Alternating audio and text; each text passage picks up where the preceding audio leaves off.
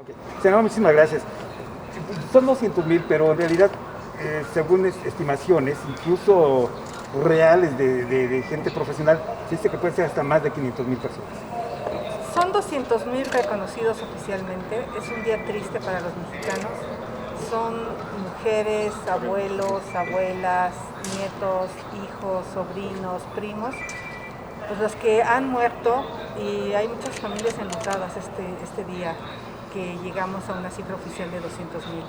Y realmente creo que si vemos el exceso de mortalidad, que es lo que algunos especialistas han estudiado, pues sí, la cifra va a ser escandalosa, pero de todas maneras 200,000, de acuerdo a lo que Gatell nos dijo aquí, que en una situación catastrófica llegaríamos a 60,000, creo que sí hay que señalarlo y hay que decir el manejo de la pandemia de este gobierno ha sido fatal. Sí. Tiene que haber responsabilidades, ¿no? De alguna manera hay quienes ya dicen que hay una responsabilidad hasta criminal por esto. Sabes que solo si tomamos como referencia lo que llevamos de este periodo, prácticamente 2 meses, han sido 40,000 los que se han muerto. Entonces, como bien dice la senadora Xóchitl, y hay que ser muy puntuales al respecto, desgraciadamente hoy estamos de luto por estas 200,000 familias que están sufriendo. Aprovechar obviamente también para agradecer a todo el personal médico y ser muy enfáticos en que se respete el plan de vacunación para poder garantizar que todos los relacionados con la salud sean los primeros en ser vacunados. En este sentido, sí decirles que hay que ser muy cautelosos y muy atentos de que se respete el plan de vacunación, de que se garantice que tenemos el sistema de salud que podamos tener, porque ahorita lo que estamos viendo desgraciadamente es las fatalidades, pero todas las consecuencias médicas que tenemos también arrastrando, y no solamente físicas, sino también mentales, es un tema que hay que darle la mayor de las atenciones. Entonces, hacer un llamado porque pues no podemos estar haciendo este llamado de atención a la autoridad federal todos los días, porque si no, pues mañana son 200,001, 200,002, 200,003. Desgraciadamente es algo que nos duele todos los días como mexicanos, que lo vemos, antes lo veíamos muy lejos. Hoy lo que sí sabemos es que son personas cercanas, senadores, reporteros, vecinos, que es una enfermedad que ahí está, que tenemos la misma preocupación de la mutación, y hacer un llamado atento para que se mantenga una vez más el plan de vacunación. Y por otro lado, por cierto, la importancia de que se garantice la segunda vacuna tan importante que se está considerando, porque hoy lo que te puedo decir es que estamos completamente a expensas de la capacidad de producción y de importación de los productos de vacunas de todas las marcas que están aplicándose hoy en México, que es extranjero. Están rebasadas las autoridades en la cuestión de vacunación, y además también en la estrategia de la pandemia, pues prácticamente están reprobados, ¿no? Porque, como decía, hasta se requieren responsabilidades penales. Con el permiso de la senadora Xóchitl, si me permites en este sentido, hay una información y cifras muy claras. Uno de los países,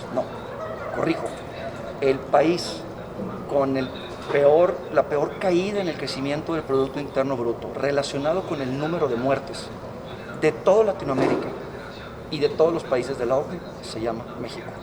Somos el país con mayor número de muertes y con la peor caída, lo que te implica que estamos viendo solamente la punta del iceberg de la crisis de salud y ni se diga de la crisis económica que estamos a punto de enfrentar. Yo el día de hoy presenté una iniciativa de ley para hacer frente a la pandemia, donde lo que estoy pidiendo es justamente que se siga atendiendo en el Seguro Social a todas las personas que perdieron su empleo. Porque el problema es que se quedaron sin empleo y se están quedando sin atención médica. Que se le permita a las pequeñas, micro y medianas empresas pagar en parcialidades su declaración anual. O sea, presenté cosas, no estoy diciendo que se le perdonen los impuestos, estoy diciendo que se le permita pagar en anualidades para que privilegien a sus trabajadores. Entonces, hay una cifra, 2.4 millones de personas han perdido el empleo, 8.5 millones de personas ya ni siquiera buscan empleo, y más de 14 millones de personas tienen un empleo precario. Entonces, realmente hoy, esta noche, muchas familias no se han llevado un bocado a la boca, así de grave es. Mejor el presidente de Bolivia vino a decir aquí que dio un bono de hambre, mejor este presidente se ha preocupado por sus gobernados, y aquí el presidente no ha hecho nada por aquellos que tenían un empleo, porque sí hay personas que reciben un apoyo social, pero estoy hablando de los que tenían un empleo y lo perdieron y no tienen un ingreso. Entonces creo que vamos a insistir en que no solo son los 200,000 muertos, son todos los que están sufriendo por la pandemia. Sí, entonces, es muy difícil que el gobierno vuelva o quiera rectificar y dar este apoyo. Sin embargo, es una llamada de atención porque parece que la pobreza se ha incrementado en 11% en toda Latinoamérica, y pues la mitad está en México. Entonces es desastroso lo que está pasando en México. ¿No? Es desastroso y no quiere parar su Tren Maya y no quiere parar su refinería de Dos Bocas, cuando hoy lo prioritario sería que la gente, como dijo este presidente de Bolivia, que mira, de las pocas cosas que dijo aquí que me parecieron interesantes, es ese bono de hambre. Aquí en México hay gente que está pasando hambre y debería de haber un apoyo económico para los que tenían empleo y lo perdieron y no han encontrado al día de hoy un empleo, porque 1 millón de micro, pequeñas empresas ya quebraron, ya cerraron. Entonces, bueno, pues esperemos que hoy, esta noche, que seguramente llegaremos a la cifra de 200,000, sea un día de reflexión para este gobierno, para ver cómo apoya a los que están vivos. Así es. Una cuestión, si usted me lo permite, aparte en relación a esta conclusión, digamos, de las comisiones en relación a lo de la telefonía, ¿en qué situación queda finalmente? A ver, no se discutió el dictamen en estudios legislativos, hubo empate. En ese momento se debió haber reconocido que había empate y convocar una nueva reunión. Desde mi punto de vista, sin ser la experta jurídica, yo estaba el reglamento al lado leyéndolo, debió haberse pospuesto en una siguiente reunión y votarse también lo de telecomunicaciones, porque dice Comisiones Unidas, no es Comisión de Telecomunicaciones. Entonces es un desastre. Y ahí va el otro problema, 500,000 tienditas que hoy venden chips, las estás obligando a que tengan un sistema para enrolar las huellas digitales que va a costar una fortuna en este momento de crisis. ¿Y quién crees que lo va a pagar? El usuario de telefonía.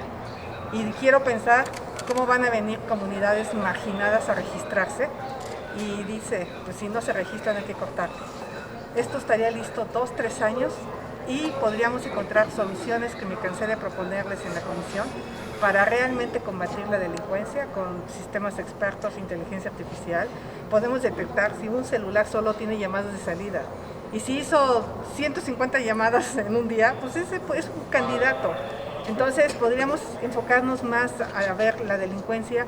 Y un senador dice, no, pues es que ahorita les enrolamos a los delincuentes y hay una base de datos. No puedes comparar a un usuario de un celular, que su delito es quererse comunicar, a un delincuente. Grave lo que pasó hoy en la comisión, porque sí queremos combatir la delincuencia, pero no es a través de crear un registro, al menos que tengan otras intenciones. Que tengan intenciones policíacas de control de los habitantes del país, pues porque si quieren combatir la delincuencia, ese no es el camino. Pero además, escuchamos a los expertos, a los empresarios, dicen que es inviable, costosísimo y no va a funcionar. Pues claro, o sea, porque además va a llevar mucho tiempo implementar y además no hay un peso para el IFT. Ese es el otro problema. Además es un delito que yo pueda acceder a tus datos sin el consentimiento de un juez. O sea, imagínate lo que va a acabar esa historia, va a acabar en amparos. Y otra vez les voy a tener que decir, nos vemos en la corte. Porque no entienden que no entienden. Senador, en otra cuestión, usted me lo permite, México era de los países, creo que de los 3 más atractivos para la inversión, y ahora está incluso fuera de los países con posibilidades de atracción para la inversión. ¿Qué está pasando? ¿Qué debería de pasar a consecuencia de qué es esto? Pues mira, ahorita ha habido programas sociales gracias a que había un ahorro de 300,000 millones de pesos, gracias a que las empresas tenían proyectos de inversión, pero en este momento, al no haber nuevos proyectos, lo que yo veo venir es que en poco tiempo ni siquiera va a haber dinero para las pensiones de los adultos mayores. Esto se le está prometiendo subirse porque no hay dinero. Si no hay inversión, no hay riqueza. Entonces, lo que quiere el presidente, no sé si en el fondo es que todos seamos pobres, pero pues va a haber unos más pobres todavía que otros. Entonces, tenemos que hacer ver que México se está convirtiendo en un país con desconfianza porque cambia sus reglas. Un país que cambia sus reglas, y aquí mi compañero senador que estuvo bastantes años en iniciativa privada lo sabe, pues crea desconfianza. Y la base de un crecimiento económico es la confianza. De hecho, ahí, si me permites, complementando el comentario de la senadora Xóchitl, si se ponen a ver las cifras de la inversión extranjera directa comparado del año antepasado con el pasado, cayó 10%. Entonces, cuando tú no tienes un Estado de Derecho, cuando quieres cambiar las reglas del juego, cuando te das cuenta que te tienes que ir a tratados internacionales para ver de qué manera se pueden respetar reglas que ya estaban preestablecidas, pues obviamente los inversionistas están dando un paso atrás. Déjame decirte que hay una cifra, particularmente, que es de la inversión de mexicanos en el país. Hay una fuga ya de capital de más del 45%, solamente de los últimos 12 meses. Entonces, inversión extranjera directa que se cae 10%. Patrimonio, capital de los mexicanos que se está yendo en fuga de capitales de 45% y una evidente mal manejo de la pandemia y obviamente la incertidumbre con respecto al respeto del Estado de Derecho. Viene un impuesto que se habla que es el impuesto a la herencia. Entonces, ahora sí que va a decir tu hijo, sí, me gané un Ferrari en la lotería, pero ¿con qué lo mantengo? Sí, le dejaste a tu hijo una casa, pero si tiene que pagar el 35% del valor de esa casa de impuestos, porque eso es lo que están queriendo plantear en el impuesto de las herencias, pues entonces mucha gente va a tener serios problemas. Y los verdaderos ricos ya se fueron. Entonces, ¿quiénes se van a quedar pagando el impuesto de las herencias? Tú, yo, cualquiera que le vamos a dejar nuestra casa a nuestro hijo. Y si no tiene un buen empleo, ese hijo no va a poder pagar ese enorme impuesto. Se habla de este impuesto de las herencias y ese impuesto es el que más ha espantado la inversión y los capitales en México. Porque hay otros países que no te tasan con ese impuesto y pues se van para allá. Así es. Y bueno, hay una serie de ocurrencias como esto de hablando de este tipo de cuestiones de los impuestos. Ahí está la cuestión del impuesto a las propinas, digo. Bueno. Oiga, senadora, pero en relación ya a una última cuestión de mi parte, llegó a un acuerdo para impulsar acuerdo por la democracia, llamado acuerdo por la democracia, para que nadie meta las manos en cuestiones electorales. Pero pues no han pasado ni 2 días y ya todo el mundo está metiendo ahí las manos en cuestiones electorales, ¿no? Y el presidente hoy en la mañana también haciendo un llamado casi para atacar y a equivalizar al INE. Es incongruente esto, ¿no? Desde luego. Muy grave atacar al árbitro, porque ese árbitro fue el que le dio el triunfo al actual presidente. Y el árbitro se le respeta. No queramos vivir en un Estado de Derecho como que nadie respeta las instituciones, porque entonces sí nos volvemos un desastre de país. Yo invito a todos a respetar al árbitro y cuando se juega en una elección se gana y se pierde. Y ya, pues de por sí el presidente tiene todo el control de los programas sociales. Ahí están los servidores de la nación casa por casa diciendo que esa pensión se la dan casi de su bolsa al presidente. ¿Qué más miedo tiene? O sea, pero lo que sabe es que hay una clase media que está enojada porque no tiene empleo y porque hoy ha perdido lo poco que había ganado durante muchos años de trabajo. No tiene sentido ese acuerdo por la democracia cuando no se respeta lo que se dice. Ya lo dijo la senadora, hay que respetar al árbitro. El árbitro es el que tiene ya las reglas muy claras. A veces tenemos que aceptar triunfos, como tenemos que aceptar también derrotas, y lo más importante es que nosotros tenemos que buscar la manera de fortalecer las instituciones. En la medida en que nosotros podamos fortalecer las instituciones, vamos a tener un país mucho más maduro, con mucho más certeza y mucho más paz y tranquilidad para todos los mexicanos. Que se ganen las urnas y que se respete la voluntad de los ciudadanos. Eso es lo importante. Muchísimas gracias. Gracias a ustedes.